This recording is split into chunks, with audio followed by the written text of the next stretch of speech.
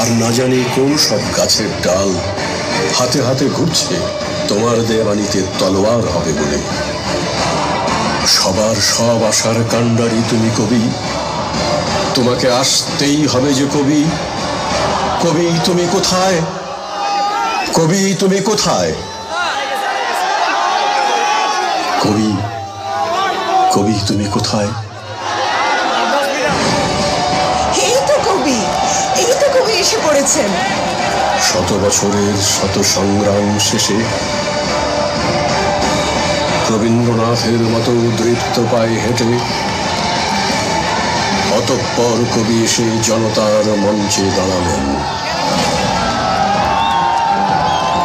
গণসূর্যের মঞ্চ কাঁপিয়ে কবি শোনালেন তার অমর কবিতা খানি।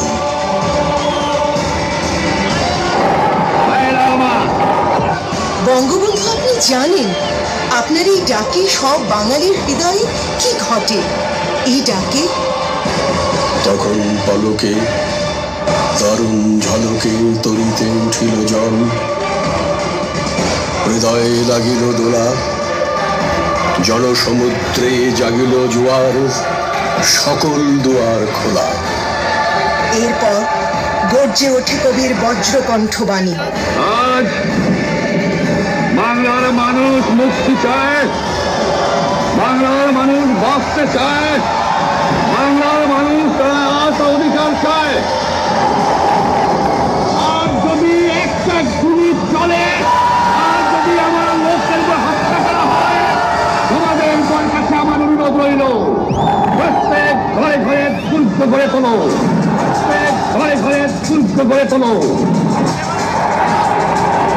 তোমাদের যা কিছু আছে তাই নিয়ে শত্রুর মোকাবেলা করতে হবে।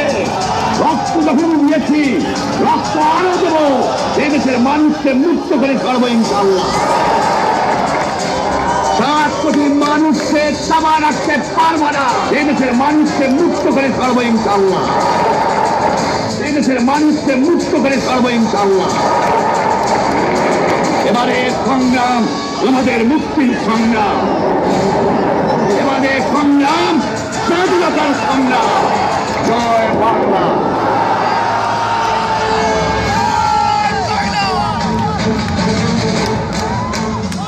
শোনো একটি মুজিবরের থেকে লক্ষ মুজিবরের কণ্ঠস্বরের ধ্বনি, প্রতিধ্বনি আকাশে বাতাসে অতিধ্বনি।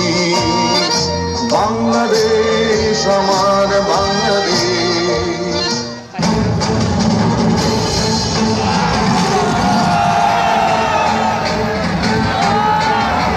আর এভাবেই হে হাজার বছরের শ্রেষ্ঠ বাঙালি, জাতির পিতা বঙ্গবন্ধু শেখ মুজিবুর রহমান 1971-এর সেই 7 মার্চে রেসকোর্সের ময়দানে যে মহান কবিতাটি তুমি পাঠ করলে, তাই থেকে জন্ম নিল এই বাংলাদেশ। সেদিন থেকে হে কবি, সা ধি ন তা শব্দটিকে শুধু তুমি আমাদের করে দিলে। তাই আজ গলা চিৎকার করে বলতে ইচ্ছে করে, যতদিন রবে পদ্মা মেঘনা, গৌরী যমুনা বহমান, ততদিন রবে কীর্তি তোমার শেখ মুজিবুর রহমান। দিকে দিকে আজ অশ্রু গঙ্গা, রক্ত গঙ্গা বহমান। নাই নাই ভয়, হবে হবে জয়, জয় মুজিবুর রহমান।